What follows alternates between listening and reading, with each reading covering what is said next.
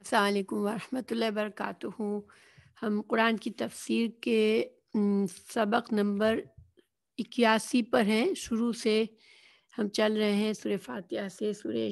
81 number ہمارا lesson ہے اور ہم سورہ الانعام کی آیت نمبر 74 پر پہنچے ہوئے ہیں۔ انعام ہم شروع سے پڑھ رہے ہیں، مکی صورت ہے، اور اس میں یہ جو ہے اس زمانے میں نازل ہوئی جبکہ ایک طرح سے مشرکین مکہ پر حجت تمام کی جا رہی تھی اور ان کو اسٹرانگ دلائل کے ساتھ توحید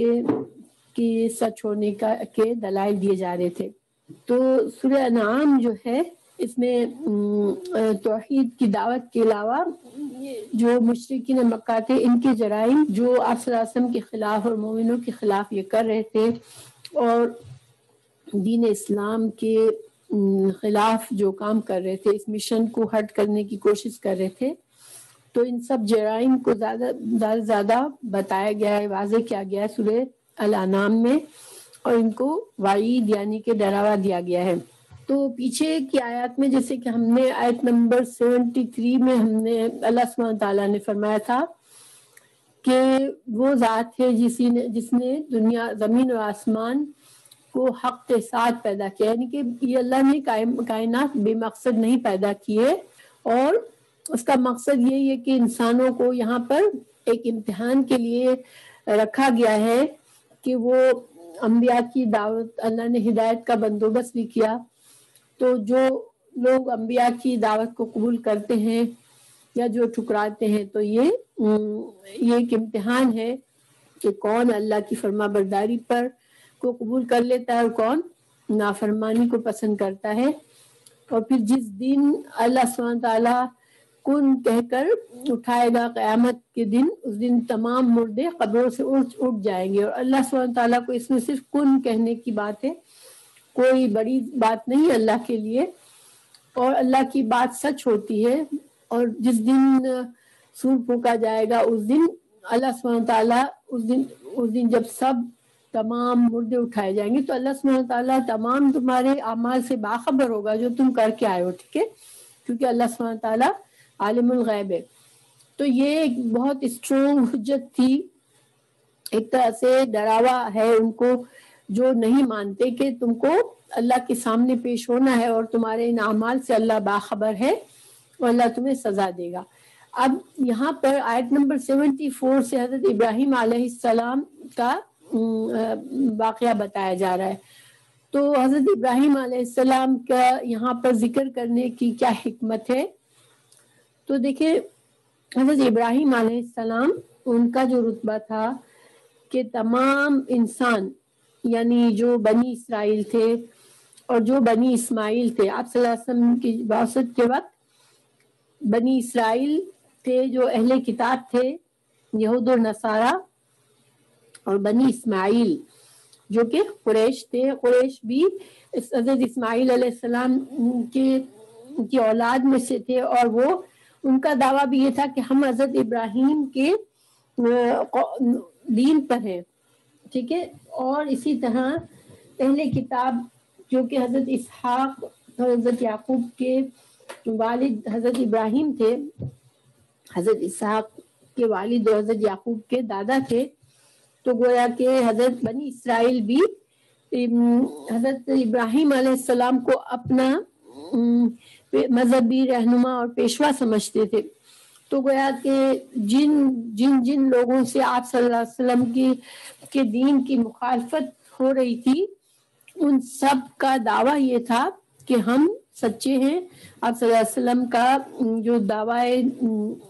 جو دین کا دعویٰ ہے وہ جھوٹا ہے، اور ہم جو ہے وہ حضرت ابراہیم علیہ السلام کے طریقے پر ہیں۔ تو گویا حضرت ابراہیم علیہ السلام کا ذکر کر کے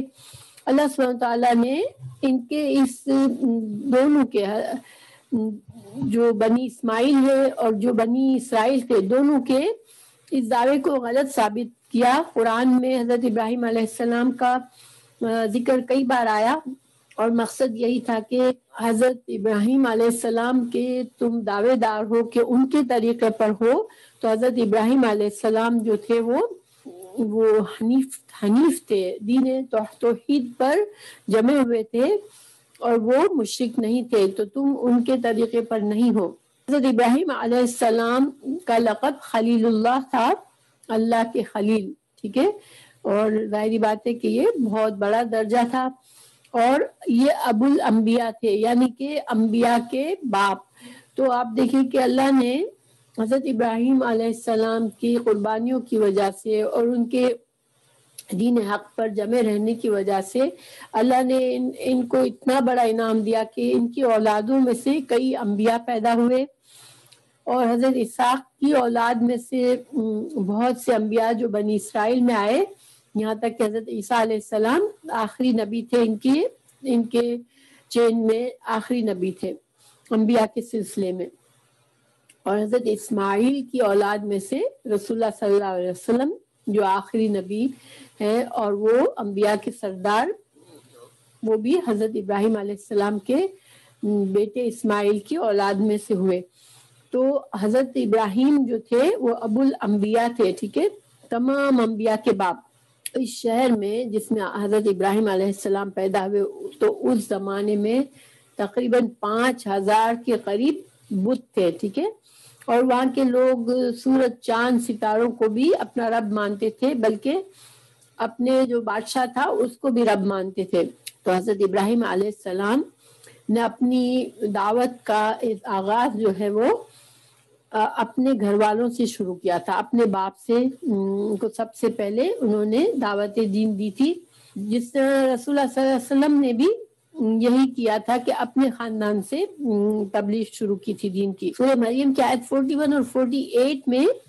حضرت ابراہیم علیہ السلام کی اس دعوت کی جو انہوں نے اپنے باپ کو کی تھی اس کی تفصیل ہے کہ جب حضرت 41 سے 48 آیت سورہ مریم، جب ابراہیم علیہ السلام نے اپنے باپ سے کہا تھا کہ میں آپ کو اور آپ کی قوم کو، یعنی ان سب کو جو ایک طرح کے اعتقاد رکھتے تھے، ان کو دیکھتا ہوں کہ آپ سب اصل راستے سے بھٹکے ہوئے ہو۔ اصل راستہ کیا تھا؟ دین اسلام کی بنیاد توحید پر ہے، تو اور یعنی کہ اللہ ایک ہے، خالق، تمام کائنات کا خالق ایک ہے۔ سورہ مریم کی آیت 41-48 میں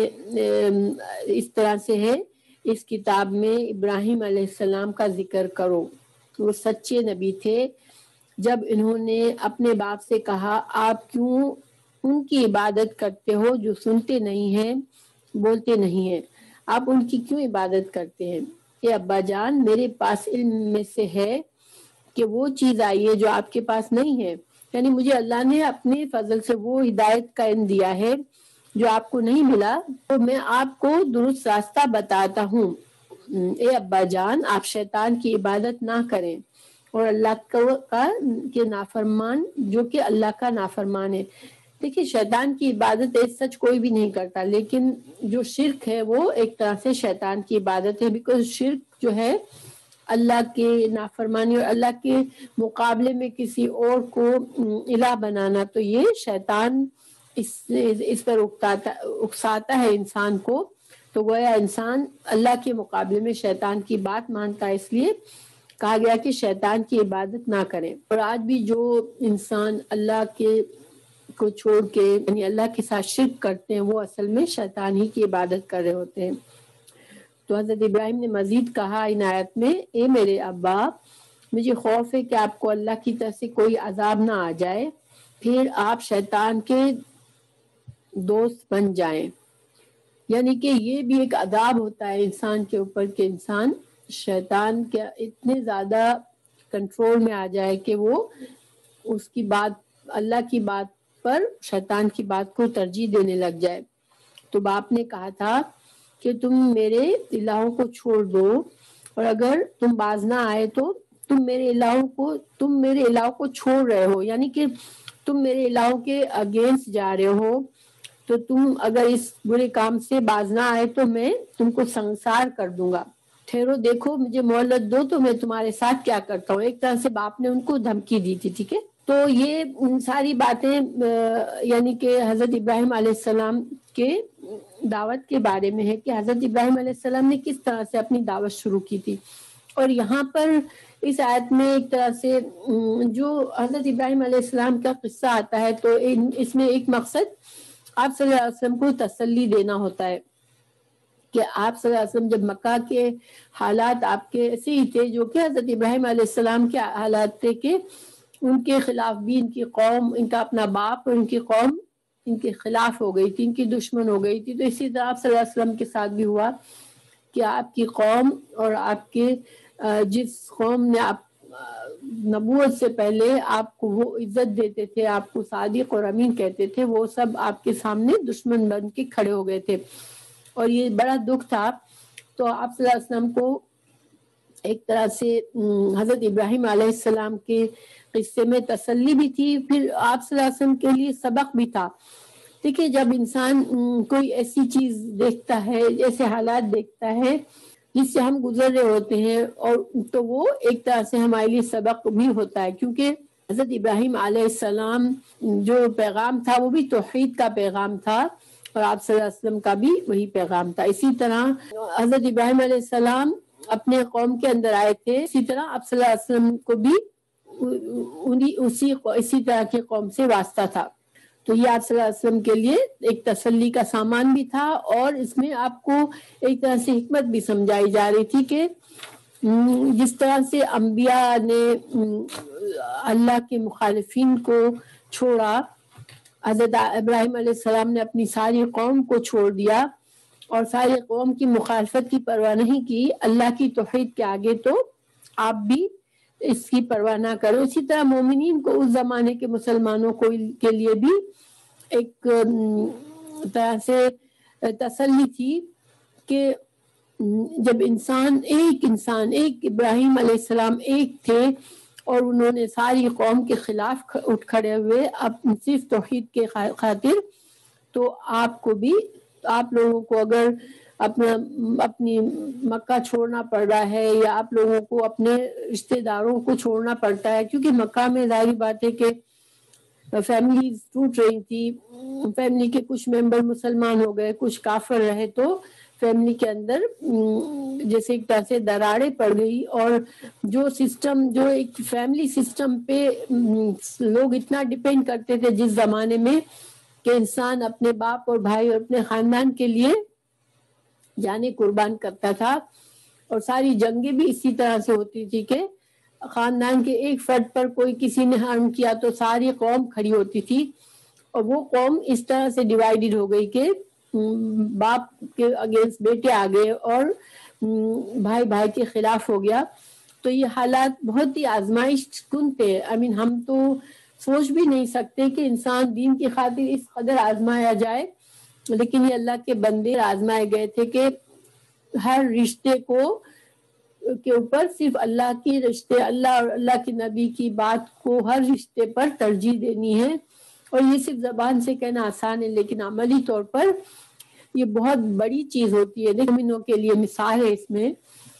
کہ اللہ سبحانہ تعالیٰ ہی ہمارے خالق ہیں، اور اللہ کی مرضی سے ہی ہمیں سب کچھ ملا ہوا ہے. اللہ جب چاہے ہمیں اس دنیا سے اٹھا لے. سب سے بڑا ہمیں سہارا صرف اللہ کا ہے، اور اللہ کے مقابلے میں کسی اور کی بات نہیں سننی ہے. تو بہرحال یہ تو بیک گراؤنڈ ہے. اب انشاءاللہ ہم اس آیت پر سبق پر چلتے ہیں. اعوذ باللہ من الشیطان الرجیم، بسم اللہ الرحمن الرحیم. وَإِذْ قَالَ إِبْرَاهِيمُ لِأَبِيهِ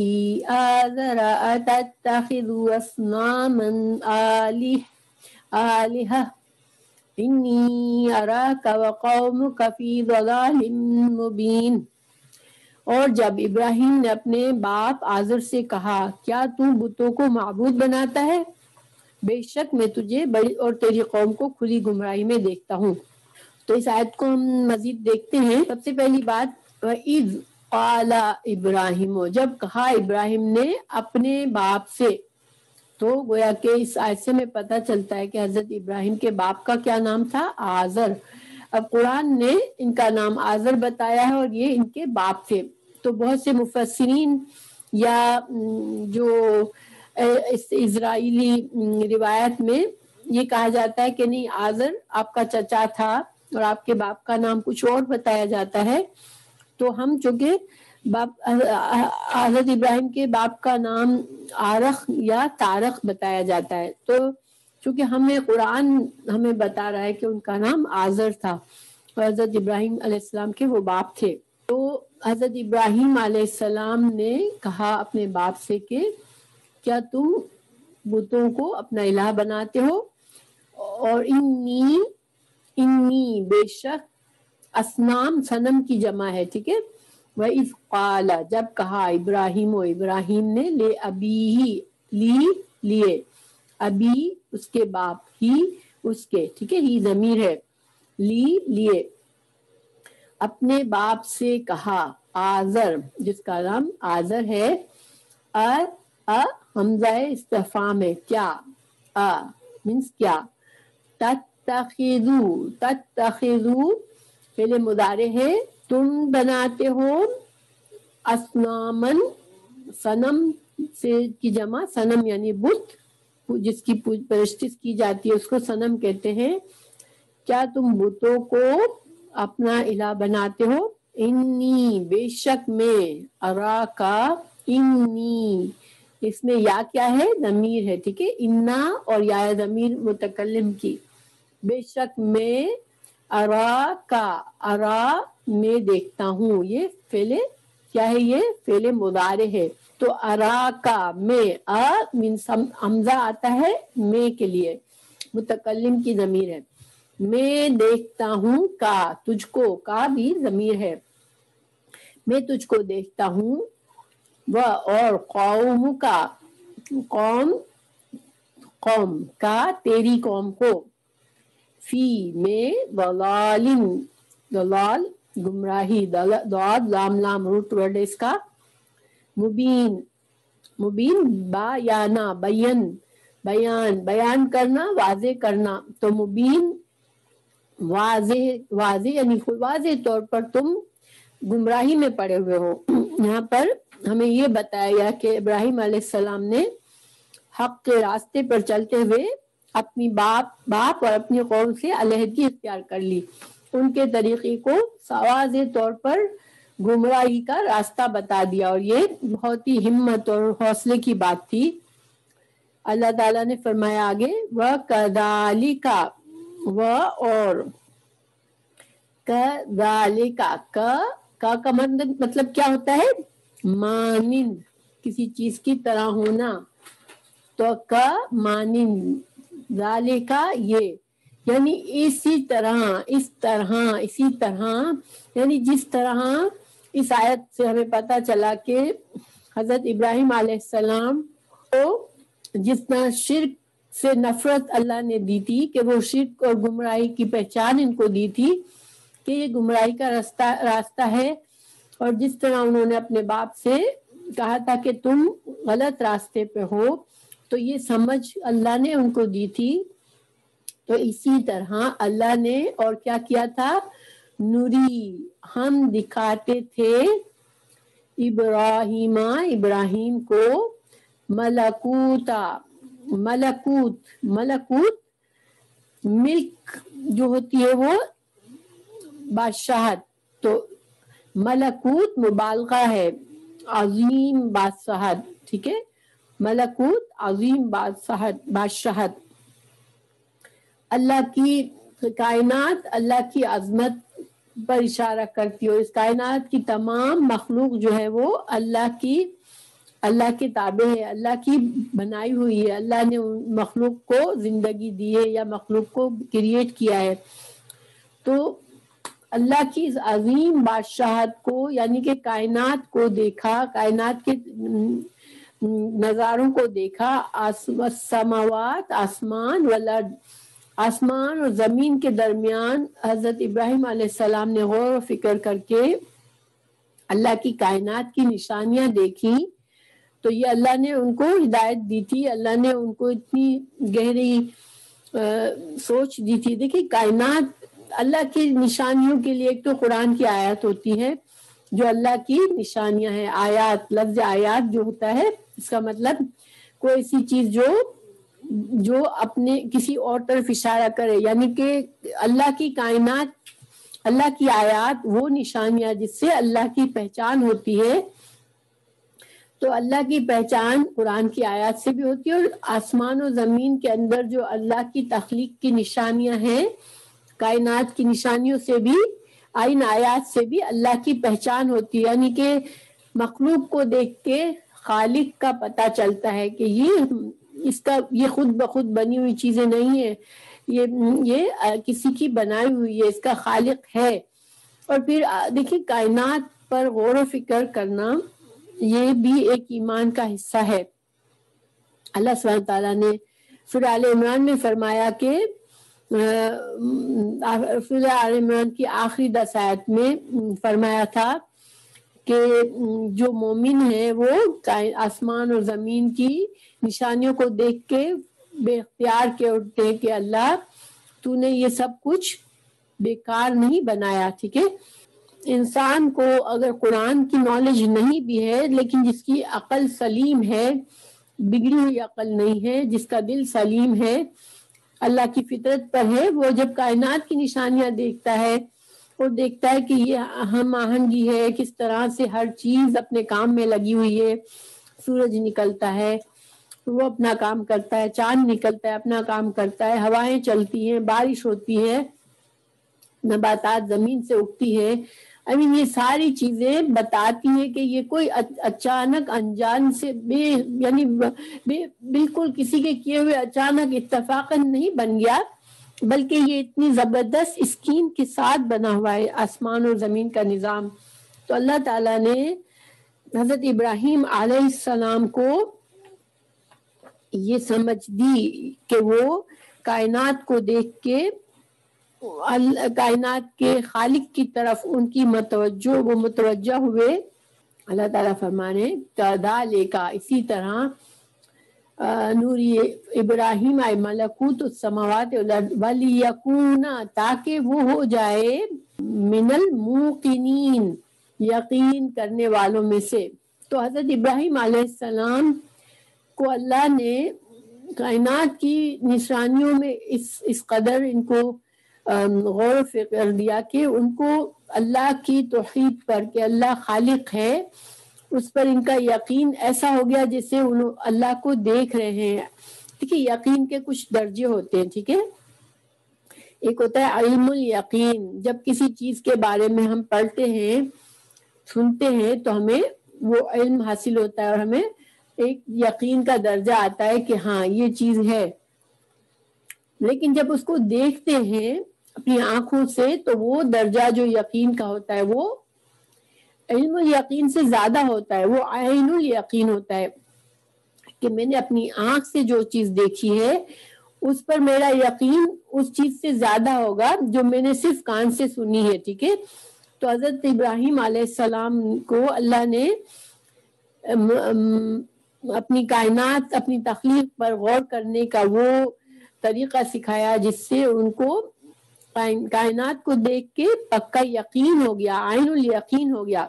تو ایک ہوتا ہے تیسرا جو فائنل درجہ ہوتا ہے وہ حق الیقین ہوتا ہے، جو سچ بالکل انسان کے سامنے کھل جاتا ہے، جیسے ہم نے اللہ کو نہیں دیکھا ہے مگر اللہ پر ہم یقین رکھتے ہیں، ہم کائنات کو دیکھتے ہیں، ہم قرآن کی آیت کو پڑھتے ہیں تو ہمیں ایسا یقین ہے جیسے عین الیقین ہے، ٹھیک ہے، ہاں اللہ ہے۔ لیکن جب قیامت کے دن ہر انسان اللہ کے سامنے کھڑا ہوگا تو وہ کون سا یقین ہوگا؟ وہ حق الیقین ہو گیا کہ اب تو حق بالکل ثابت ہو گیا۔ تو اللہ سبحانہ تعالیٰ نے حضرت ابراہیم علیہ السلام کو بصیرت دی تھی کہ وہ ان چیزوں پر غور کرتے تھے۔ ہمارے لیے کیا سبق ہے کہ دیکھیں کائنات میں اللہ نے بے شمار نشانیاں بنائی ہیں ہمارے لیے، اور انسان کو اپنی آنکھیں بند کر کے کائنات میں سے نہیں گزرنا چاہیے، انسان کو غور و فکر کرنا چاہیے۔ یہ بھی ایک ایمان کا حصہ ہے کہ ہم جب چیزوں کو دیکھیں کائنات کی تو ہم اس خالق کی طرف ہمارا دھیان جانا چاہیے کہ اس خالق کی بنائی ہوئی چیزیں ہیں، یہ مخلوق کو دیکھ کے انسان کو خالق یاد آنا چاہیے۔ جیسے کہ سورہ آل عمران میں ان فی خلق السماوات والارض واختلاف اللیل لآیات لأولی الالباب، جو عقل والے ہوتے ہیں وہ انسان خلقت پر دیکھتے ہیں آسمان و زمین کے تو وہ پہچان لیتے ہیں، اور وہ کیا اٹھتے ہیں، ربنا ما خلقت هذا باطلا، اے رب تو نے یہ سب چیزیں باطل بے مقصد نہیں بنائی ہے، یہ اتنا بڑا کائنات کا انتظام تو نے بے مقصد نہیں بنایا اللہ۔ اور مقصد کیا ہے؟ مقصد یہ کہ اللہ سبحانہ تعالیٰ نے انسان کے لیے یہ کائنات کی چیزیں بنائی ہے تاکہ، اور انسان کو اللہ نے اپنی عبادت کے لیے پیدا کیا ہے، تو اور عبادت اپنے پورے مفہوم میں ہے، قرآن میں ہے کہ میں نے وما خلقت جن الانس لیعبدون، کہ میں نے جنات کو اور انسان کو صرف اسی لیے پیدا کیا کہ ہماری عبادت کرے۔ تو عبادت سے مطلب یہ نہیں ہے کہ صرف نماز ہی پڑھنا یا روزے رکھنا یا اس طرح کے عبادت کے کام کرنا، بلکہ عبادت عبد سے ہے، عین بادہ عبد یعنی کہ غلام ہونا، تو اس میں اطاعت کا مفہوم بھی ہے۔ تو اللہ نے ہمیں اپنی اطاعت کے لیے پیدا کیا ہے، ہمیں اپنی غلامی کا احساس ہونا چاہیے کہ ہم اللہ سبحانہ تعالیٰ کے آگے صرف ہماری حیثیت ایک غلام کی ہے، اور غلام کو کہ اپنی مرضی نہیں ہوتی، وہ اپنے آقا کا مکمل فرما بردار ہوتا ہے۔ تو جو عقل والے ہیں وہ پہچان لیتے ہیں کائنات کو دیکھ کر، ٹھیک ہے۔ تو بہرحال اللہ سبحانہ تعالیٰ نے مزید آگے، اب یہ آیت ہے آیت نمبر 76 میں اللہ تعالیٰ ہمیں ایک واقعہ بتا رہے ہیں کہ کس طرح سے حضرت ابراہیم علیہ السلام نے اپنی قوم کو توحید کے دلائل پیش کیے تھے۔ انبیاء کرام اللہ سبحانہ تعالیٰ نے جن لوگوں کو بنایا ہے ان کو اللہ سبحانہ تعالیٰ اس شرک سے بالکل مکمل طور پر بچا کے رکھتے ہیں۔ تو حضرت ابراہیم علیہ السلام، یہ نہیں تھا کہ حضرت ابراہیم علیہ السلام کو توحید کا پتہ نہیں تھا، پھر انہوں نے ایک رات اچانک سے چاند پر غور کیا اور ستاروں پر غور کیا، ایسے نہیں تھا، ٹھیک ہے۔ یہ ایک حجت اور ایک دلیل تھی جس کے ذریعے حضرت ابراہیم علیہ السلام نے اپنی قوم کو لاجواب کرنے کی کوشش کی تھی۔ تو ہم اس کو پڑھتے ہیں، فلما، پھر جب، لما جب، جنہ جو ہے ڈھانپ دینا، چھپ جانا، ٹھیک ہے۔ تو جب رات چھا گئی، کسی چیز پر چھا جانا، جب چھا گئی، طاری ہو گئی، علیہ اس پر، اللیل رات، یعنی جب رات کا اندھیرا چھا گیا تو اس نے دیکھا کوكباً ایک ستارے کو، قالا اس نے کہا ھذا ربی یہ میرا رب ہے۔ اب دیکھیں حضرت ابراہیم علیہ السلام کی قوم بھی ستاروں کو، چاند کو، سب کو مانتی تھی۔ تو جب حضرت ابراہیم علیہ السلام نے یہ بات کہی تو اصل میں قوم کو متوجہ کر رہے تھے کہ اچھا ٹھیک ہے، ستارہ ہے، چمکدار ہے، تو اچھا پھر یہ میرا رب ہے۔ لیکن پھر جب فلما جب افلا وہ چھپ گیا، قالا حضرت ابراہیم علیہ السلام نے کہا لا احب نہیں میں پسند کرتا، الآفلین میں چھپنے والوں کو پسند نہیں کرتا، اور الآفلین جمع ہے، الآفل اس کی واحد ہے۔ تو احب یہ فعل مضارع میں نہیں محبت کرتا، نہیں میں پسند کرتا، حب سے ہے ہا بابا، میں پسند نہیں کرتا جو چھپ جاتے، یعنی کہ میں ایسی چیز کو رب سمجھنا، اپنا خالق سمجھنا پسند نہیں کرتا جو کہ چھپ جاتی ہے، کیونکہ ان ابے وہ قوم کو بتا رہے تھے کہ یہ رب کیسے ہو سکتی ہے جو کہ غروب ہو جائے، رب تو ایسا ہونا چاہیے جو کہ ہر وقت حاضر ہو، اس کو ہر چیز کا علم ہو، جیسے کہ سورہ آیت الکرسی میں اللہ تعالیٰ نے اپنی صفات میں کیا بتایا تھا، اللہ لا الہ الا هو الحی القیوم لا تاخذہ سنۃ ولا نوم، اللہ سبحانہ تعالیٰ کو تو کبھی ایک لمحے کے لیے نہ اونگ آتی ہے نہ نیند آتی ہے، وہ تو ہمیشہ ہر چیز، ہر لمحہ اپنی مخلوق سے باخبر ہے۔ تو ایک طرح سے وہ قوم کو یہ دلیل پیش کی، یہ کہہ کر کہ اچھا یہ ستارہ ہے، یہ میرا رب ہے، گویا کہ قوم تھوڑا سا ظاہری بات ہے، آپ کسی کے نظریے کو تصدیق کرتے ہیں تو وہ خوش ہوتے ہیں، ان کو کچھ امید بن گئی قوم کو کہ یہ آدمی چلو کسی طرح سے تو ہمارے کسی معبود کی طرف تو توجہ کر رہا ہے۔ تو لیکن پھر قوم کو فوراً جب ستارہ ڈوبا تو انہوں نے کہا لو یہ کیسے ستارہ کیسے رب ہو سکتا ہے، یہ تو ڈوب گیا. تو گویا قوم کو یہ دلیل پیش کی کہ تم غلط ہو، یہ رب نہیں ہو سکتا. اور اس کے رب نہیں ہونے کی دلیل کیا ہے کہ یہ غروب ہو جاتا ہے، اور رب وہ ہوتا ہے جو کہ ہر وقت چوکنا ہو، جس کو ہر لمحہ کی خبر ہو اپنی مخلوق کے بارے میں. ورنہ اگر رب سو جائے گا تو مخلوق کی ضروریات کو کون پورا کرے گا؟ پھر چونکہ وہ چاند کو بھی مانتے تھے تو پھر کیا کہا، فلما رآ، حضرت ابراہیم علیہ السلام نے دیکھا، القمر، پھر چاند کو دیکھا، بازغاً، چمک رہا تھا، قالا، انہوں نے کہا ہذا ربی، اچھا تو پھر یہ میرا رب ہوگا. اور یہ بھی ایک طرح سے قوم کے مائنڈ سے کھیلنا ہوتا ہے نا. جیسے آپ کسی کو کوئی آپ کی سیدھی بات نہیں سمجھ رہا تو اب آپ اس کے ساتھ مائنڈ گیم کرتے ہیں نا، تو یہ مائنڈ گیم ہے، یعنی دماغی طور پر وہ ان کو ہلا رہے ہیں کہ اچھا اب قوم نے کہا چلو شکر ہے، ستارے کو نہیں تو چاند کو تو اپنا رب مان لیا انہوں نے. لیکن فلما، پھر جب فلا وہ چھپ گیا، قالا، لئن، لا، البتہ، ان، اگر، لم، نہیں، یہدینی، ہدایت دے گا مجھ کو، یہدی، ہدایت دے گا، نی، مجھ کو، ربی، میرا رب، لا، البتہ، اکونن، میں ہو جاؤں گا، ضرور کا معنی کہاں سے آیا؟ نون پر شد ہوتا ہے تو یہ مضارع میں، فعل مضارع میں آخر میں نون پر شد آتا ہے تو وہ ایک طرح سے بات میں تاکید پیدا کرتا ہے. تو میں البتہ ضرور ہو جاؤں گا، من القوم الضالین، من سے، القوم، گمراہی قوم، میری قوم، الضالین، گمراہ قوم سے. گویا یہاں پر حضرت ابراہیم علیہ السلام یہ اشارہ کر رہے ہیں کہ اصل ہدایت دینے والا تو اللہ ہے، اور میں جو باتیں کر رہا ہوں کہ میں جو توحید کا تمہارے لیے سبق دے رہا ہوں تو وہ ایکچولی صرف میرے ذہن کی باتیں نہیں ہیں، میں اپنے دماغ سے یہ سب کچھ نہیں پیدا کر رہا ہوں، اپنے غور و فکر سے نہیں کر رہا ہوں، بلکہ ہدایت کا طریقہ اللہ نے مجھے سکھایا ہے، تو اللہ ہی ہدایت دیتا ہے. تو پھر اب جو ہے قوم کو پھر سے ڈاؤن کر دیا کہ لو تم اس کو رب سمجھتے ہو، تو یہ تو میں تو تیار ہوں اس کو رب سمجھنے کے لیے، لیکن یہ تو غروب ہو جاتا ہے، اور غروب ہو جانے والا تو رب نہیں ہو سکتا، تو گویا تم غلط ہو. پھر فلما، پھر جب رآ، دیکھا، الشمس،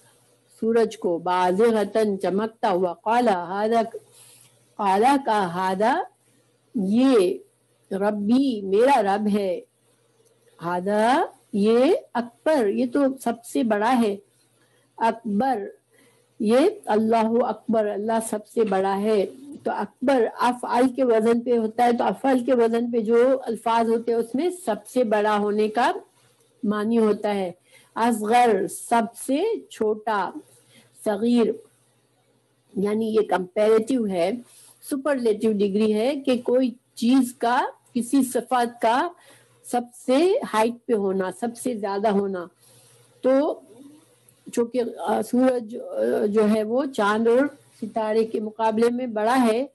تو حضرت ابراہیم علیہ السلام نے کہا اچھا تم سورج کو پوچھتے ہو تو چلو میں بھی سورج کو رب مانتا ہوں، چونکہ یہ تو بڑا ہے تو واقعی یہ رب ہو سکتا ہے. لیکن فلما، پھر جب افلت، وہ غروب ہو گیا، کہا، قالا، کہا، یا قومی، اے میری قوم، انی، بے شک میں، میں بری الذمہ ہوں، مما، اس سے جو تشرکون، تم جو شرک کرتے ہو. یعنی اب قوم کو دلیل پیش کر دی کہ یہ جو تم نے ستارے، چاند اور سورج کو رب کہا تو میں ماننے کو تیار ہوں، لیکن دیکھو یہ ساری چیزیں تو غروب ہونے والی ہے، اور رب کبھی غروب نہیں ہوتا، اس لیے میں اس شرک کو اب نہیں مان سکتا، اور میرے پاس ریزن ہے، اب میں دلیل کے ساتھ تمہیں کہہ رہا ہوں کہ یہ جو تم کر رہے ہو یہ شرک ہے. انی، بے شک میں، وجہ کہتے ہیں چہرہ، میں نے رخ پھیر لیا، جس طرف چہرہ ہوتا ہے اسی طرف انسان کا رخ ہوتا ہے، تو میں نے اپنا رخ پھیر لیا، وجہیا میرے چہرے کو پھیر لیا، للذی اس ذات کے لیے، فطرہ جس نے پیدا کیا۔ فطرہ جو ہوتا ہے وہ کچھ بھی نہیں تھا، اس سے کوئی چیز کو پیدا کرنا، پہلی دفعہ پیدا کرنا، ٹھیک ہے، جس نے آسمان اور زمین اور کچھ بھی نہیں تھا کائنات میں، تو اس نے پیدا کیا آسمانوں کو اور زمین کو۔ تو میں نے تو تمہارے جن چیزوں کو تم شریک کر ٹھہراتے ہو ان سے میں بیزاری ظاہر کرتا ہوں، اور میں اپنے چہرے کو اس کے آگے جھکاتا ہوں جو کہ آسمان اور زمین کو جس نے خالق پیدا کیا، یعنی جب کچھ بھی نہیں تھا تو اللہ نے ان کو پیدا کیا، حنیفن یکسو ہو کر، یعنی اب میں نے تمہارے شرک کی ساری چیزوں کو چھوڑ دیا۔ اور جیسے کہ ہم قرآن میں دوسری جگہ جانتے ہیں کہ انہوں نے بتوں کو بھی اسی طرح سے توڑا تھا، سب بتوں کو توڑ کے بڑے بت پر کے کاندھے پر وہ اپنا کلہاڑی کو رکھ دیا تھا، اور قوم سے کہا تھا کہ یہ اس بت نے سب کو توڑا ہے۔ تو گویا حضرت ابراہیم علیہ السلام بہت دلیل سے بات کرتے تھے۔ اب ظاہری بات ہے کہ جب سارے بتوں کو ٹوٹا ہوا دیکھا اور یہ کہہ رہے ہیں کہ تمہارے اس بڑے بت نے توڑا ہے، تو قوم نے سوچا کہ وہ کیسے توڑے گا، تو اس طرح سے ان کو سمجھ آئی کہ یہ ہم کیا کرتے ہیں، ہم تو ایسی چیز کو معبود بناتے ہیں جو تو خود اپنی حفاظت نہیں کر سکتا۔ اسی طرح یہاں بھی حضرت ابراہیم علیہ السلام نے بہت زبردست دلیل پیش کی۔ اب انہوں نے پوری طرح کھل کر اعلان کر دیا کہ میں جو ہوں صرف اللہ کے آگے جھکتا ہوں، میں اپنا رخ صرف اللہ کی طرف کرتا ہوں، اور میں وما اور نہیں آنا میں من المشرکین، میں مشرک میں سے نہیں ہوں، میں مشرک میں سے نہیں ہوں، میں شرک کرنے والوں میں سے نہیں ہوں۔ تو اب قوم جو ہے وہ غضبناک ہو گئی، ٹھیک ہے، وحاجہ جھگڑا کرنے لگی۔ اب قوم نے دیکھا کہ یہ آدمی تو ہمارے ہاتھ میں نہیں آتا کسی طرح، اور دیکھیں جب انسان کوئی جھوٹا ہوتا ہے، اب اس کو آپ دلیل پیش کر دیں جس سے وہ بالکل بے بس ہو جائے کہ اب وہ ہماری دلیل کے آگے اس کے پاس کوئی سولڈ بات نہیں ہے، تو پھر وہ کیا کرتا ہے، وہ آپ سے جھگڑا کرتا ہے، اب وہ اپنی آواز بلند کرتا ہے، کیونکہ اب اس کو پتا ہوتا ہے کہ وہ جس آدمی سے میں بات کر رہا ہوں اس کو حقیقت پتا ہے اور ہم جھوٹے ہیں۔ اب ایک جھوٹا آدمی صرف جھوٹ اپنی آواز بڑھا کر اور جھگڑا کر کے ہی سامنے والے کو مرعوب کرنے کی کوشش کرتا ہے، تو اسی قوم نے اس سے جھگڑا کیا۔ قال حضرت ابراہیم علیہ السلام نے کہا اتحاجونی، کیا تحاجو تم جھگڑتے ہو، انی مجھ سے، یہاں پر نون پر دیکھیں شد ہے، یہاں بھی تاکید ہے، یعنی تم مجھ سے جھگڑا کرتے ہو، بہت تاکید کے ساتھ یہ حضرت ابراہیم نے ان سے کہا، فی اللہ اللہ کے بارے میں، وقد اور تحقیق، ہدانی ہدا اس نے ہدایت دی، نی مجھ کو، مجھے تو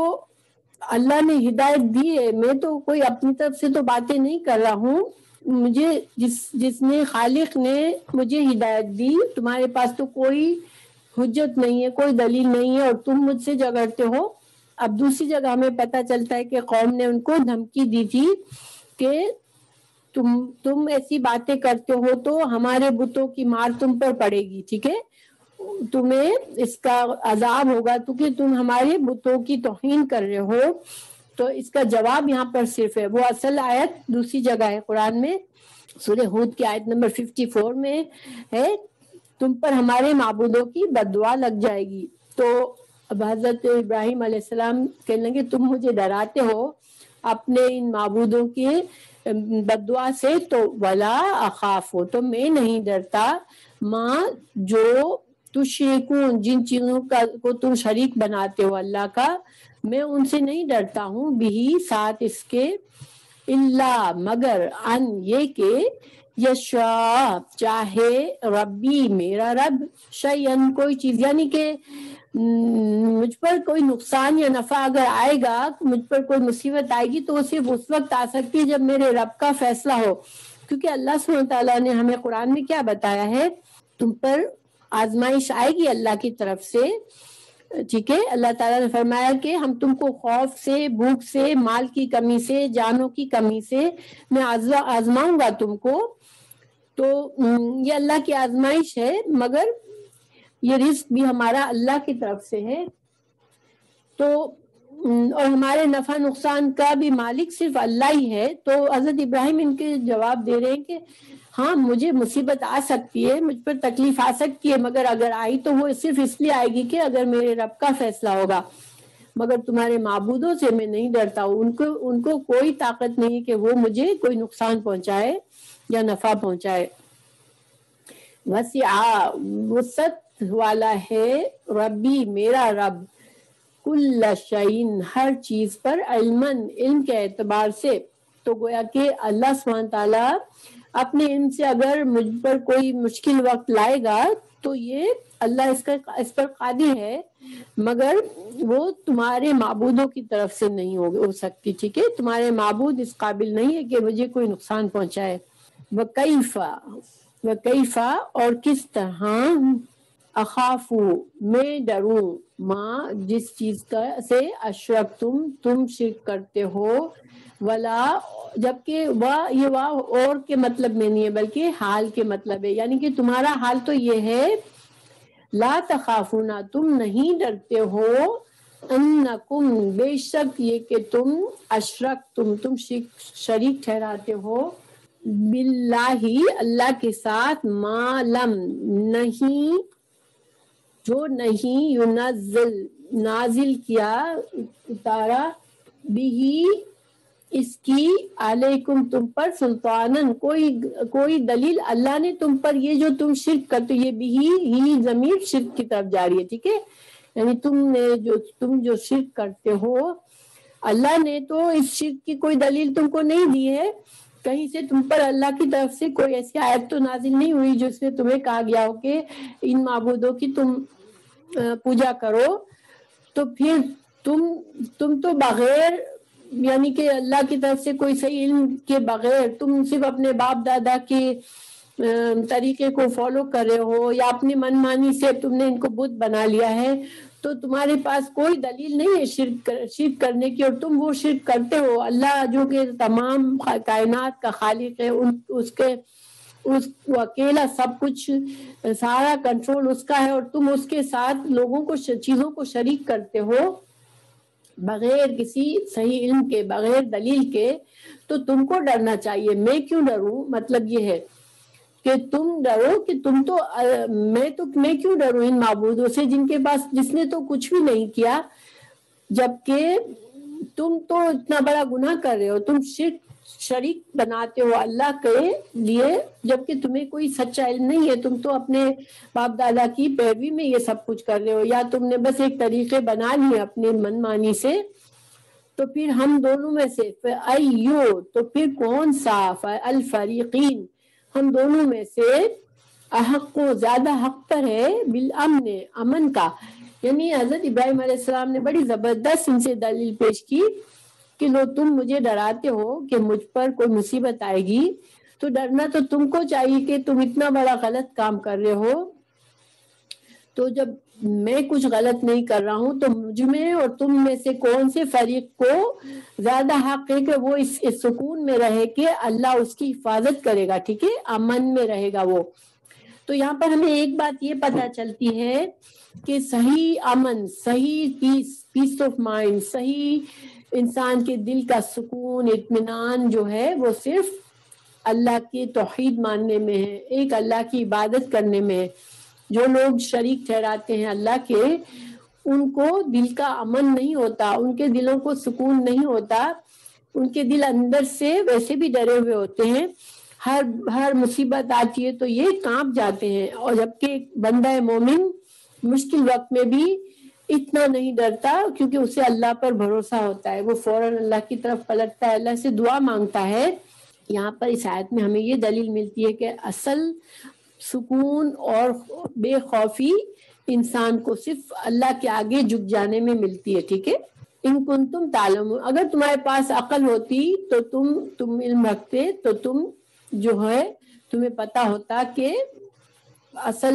میں سیف ہوں تمہارے مقابلے میں کہ میں نے اس کی پناہ مانگی ہے جو واقعی میں قدرت رکھتا ہے، اور تم خوف کی حالت میں ہو اس لیے کہ تم نے جس کی پناہ مانگتے ہو وہ تو خود بھی بے بس ہے۔ الذین، وہ لوگ آمنو جو ایمان لائے، ولم یلبسو، جنہوں نے نہیں گڈمٹ کیا، لبسا گڈمٹ کرنا، دو چیزوں کو ملا دینا، ایمانہم اپنے ایمان کو، بے ظلم کے ساتھ، اولئک یہی لوگ، لہم ان کے لیے، امن ہے، وہم اور وہ مہتدین ہے، ہدایت کے راستے پہ۔ اب اس ٹکڑے کے بارے میں یہ کہا کہ یہ حضرت ابراہیم علیہ السلام کی بات کا مزید آگے ہے کہ حضرت ابراہیم علیہ السلام نے کہا کہ جو لوگ ایمان اصل میں اللہ پر ایمان لاتے ہیں اور وہ شرک نہیں کرتے تو انہی کو اصل میں وہی ہدایت یافتہ ہے، وہی انہی کو آخرت میں بھی امن یعنی کہ جنت ملے گی، کیونکہ آخرت جنت ہی ایسی جگہ ہے جہاں پہ کوئی خوف اور غم نہیں ہوگا بندوں کو، ٹھیک ہے۔ اور کچھ علماء کہتے ہیں کہ اللہ سبحانہ تعالیٰ نے یہ آیت بیچ میں اس جگہ پہ ڈالی ہے کہ جو ظلم کرتے ہیں، وہ جو ظلم نہیں کرتے ایمان کے بعد انہی کو ہدایت ملتی ہے۔ اب یہاں پر اس آیت میں ایک اہم بات کیا ہے کہ جو لوگ ظلم نہیں کرتے ایمان کے بعد، تو یہ ظلم کا کیا مطلب ہے؟ ظلم جو ہوتا ہے اس کا مطلب ہوتا ہے حق تلفی کرنا، جس چیز کا جس کو حق ہو وہ حق سے ہٹ کر کچھ اور کرنا، کسی کا حق نہ ادا کرنا۔ تو دیکھیں جب ہم گناہ کرتے ہیں تو ہم اللہ کے حق میں کمی کرتے ہیں، ٹھیک ہے۔ اللہ کا حق یہ ہے کہ ہم اس کے فرما بردار بن جائیں، لیکن کوئی بھی گناہ کا کام اصل میں ظلم ہوتا ہے، کیونکہ ہم اللہ کی نافرمانی کر رہے ہوتے ہیں جو کہ ناحق ہے، جو ہمیں حق نہیں ہے کہ ہم اللہ کی نافرمانی کریں۔ تو جب یہ آیت نازل ہوئی تو صحابہ کرام بہت پریشان ہو گئے کہ گناہ، یہاں پر اللہ تعالیٰ فرما رہے ہیں کہ جو ایمان لایا پھر اس نے کوئی گناہ نہیں کیا تو پھر اس کو جنت ملے گی۔ امن سے مطلب یہاں جنت ہے، اس کو آخرت میں امن ملے گا، یعنی جنت میں داخلہ ہوگا۔ انہوں نے آپ صلی اللہ علیہ وسلم سے فرمایا، عبداللہ بن مسعود کی حدیث ہے کہ جب یہ آیت اتری الذین آمنوا ولم یلبسوا ایمانہم بظلم، تو صحابہ کرام پر اس آیت کا مضمون شاق گزرا۔ انہوں نے عرض کیا یا رسول اللہ، ہم میں سے کون ہے جس نے اپنے نفس پر ظلم نہیں کیا؟ یعنی کہ کوئی گناہ تو انسانوں سے سرزد ہو ہی جاتے ہیں، تو یا رسول اللہ ہم میں سے کون ہے جس نے کبھی کوئی گناہ نہیں کیا؟ تو کیا ہمارا ایمان مطلب ختم ہو گیا؟ کیا ہم جنت سے محروم رہ جائیں گے؟ رسول اللہ صلی اللہ علیہ وسلم نے فرمایا جو تم سمجھ رہے ہو وہ بات نہیں ہے، اس آیت میں بے ظلم سے مطلب یہ نہیں ہے کہ کوئی بھی گناہ۔ کیا تم نے لقمان کا قول نہیں سنا؟ سورہ لقمان میں انہوں نے اپنے بیٹے سے کہا تھا ان الشرک لظلم عظیم، کہ جو شرک ہے اللہ کے ساتھ کسی کو شریک کرنا یہ بہت سب سے بڑا ظلم ہے۔ تو یہ بخاری کی روایت ہے۔ تو یہاں پر آپ صلی اللہ علیہ وسلم نے تفسیر فرمائی کہ یہاں پر جو ظلم ہے یہ بی ظلم، یہ ظلم دیکھیں تنوین جب ہوتی ہے تو یہ نکیرہ ہوتا ہے، ٹھیک ہے، یہاں تنوین ہے ظلمن، تو تنوین جب آتی ہے اس کا مطلب ہوتا ہے کوئی ایک، ٹھیک ہے، یعنی کہ کوئی چھوٹا ظلم، بڑا گناہ، چھوٹا گناہ سب آ گئے، لیکن تنوین کا یہاں پر مطلب یہاں نکیرہ نہیں ہے، یعنی کوئی کا مطلب نہیں ہے، بلکہ کیا ہے یہ تنوین عظمت کے لیے۔ بعض اوقات تنوین یہاں پر ہونا چاہیے ایمانہم بالظلم، آج ظلم ہونا چاہیے یعنی شرک، لیکن اللہ سبحانہ وتعالیٰ نے ظلمن تنوین جو ہے عظمت یعنی بڑائی کے لیے، یعنی کہ گناہ بہت بڑا گناہ، یہ مطلب ہے عظیم گناہ، اور عظیم گناہ سب سے بڑا گناہ کیا ہے؟ جو کہ اللہ کے ساتھ کسی کو شریک ٹھہرانا۔ تو یہ تنوین یہاں پر تعظیم کی ہے، نہ کہ نکرہ اس کو عام کرنے کی ہے۔ اگر یہاں نکرہ کے معنی میں ہوتی تو مطلب ہوتا کہ جو بھی انسان کوئی بھی گناہ کرے گا تو پھر وہ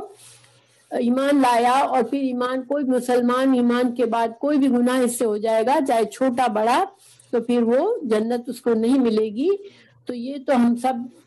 سب کے لیے بہت ہی خطرناک بات ہو جاتی، اسی لیے صحابہ کرام بھی ڈر گئے. لیکن یہاں پر یہ تنوین تعظمت کی ہے، یعنی کہ سب سے بڑا ظلم یہ رسول اللہ صلی اللہ علیہ وسلم نے اس کی تفسیر بتائی. تو یہاں ہمیں تھوڑا فائدہ یہ ملتا ہے کہ دیکھیں قرآن صحابہ کرام کی زبان تھی عربی زبان، قرآن ان کی زبان میں نازل ہوا، مگر صرف زبان سے وہ خود بھی دھوکے میں آ گئے، قرآن کی آیت کا صحیح مفہوم نہیں سمجھ پائے. تو اس سے ہمیں یہ دلیل ملتی ہے کہ قرآن کی تفسیر، اگر کوئی کہتا ہے کہ مجھے عربی زبان بہت اچھی آتی ہے اور میں عربی زبان سے صرف قرآن کی تفسیر کروں، تو وہ آدمی بھٹک جائے گا، وہ صحیح تفسیر نہیں کر پائے گا. کیونکہ صحابہ کرام تو خود زبان کے ماہر تھے، لیکن وہ بھی اس بات کے محتاج ہوئے کہ رسول اللہ صلی اللہ علیہ وسلم اس آیت کی تفسیر کر کے بتائیں. تو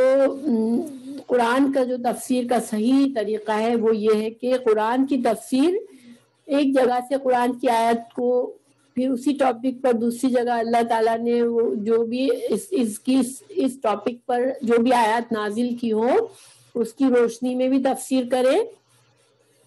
اور قرآن کی آیت جن آیات کے ساتھ جو ربط ہے اس کو سامنے رکھے، اور حدیث سے بھی دلیل لے، اور پھر جب قرآن اور حدیث سے کسی چیز کی دلیل نہ ملے تو پھر مزید جیسے صحابہ کرام نے اس آیت کو کس طرح سے سمجھا یہ دیکھا جاتا ہے.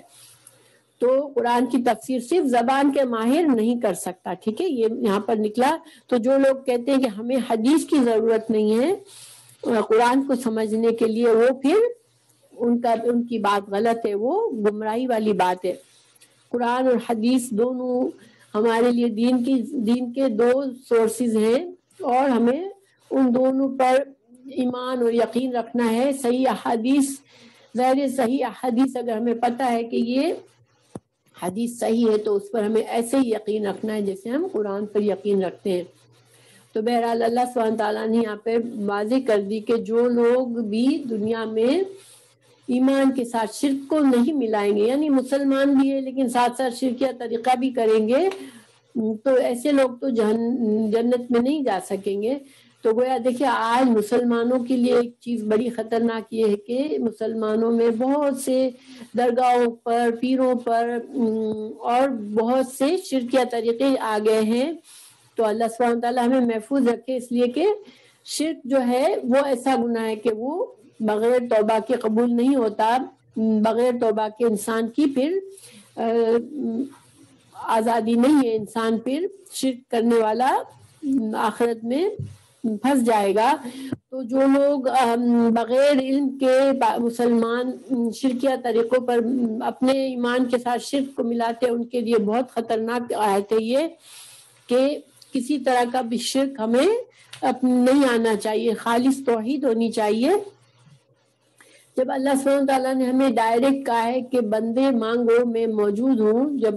جب بندہ مجھ سے مانگتا ہے تو میں سنتا ہوں، میں جواب دیتا ہوں، قرآن کی آیت ہے، تو پھر ہمیں کسی اور کی درگاہ پر کسی اور پیر کے پاس جا کے کچھ مانگنے کی ضرورت نہیں ہے، ٹھیک ہے. پھر اللہ سبحانہ تعالیٰ نے فرمایا وَتِلْكَ، اور یہ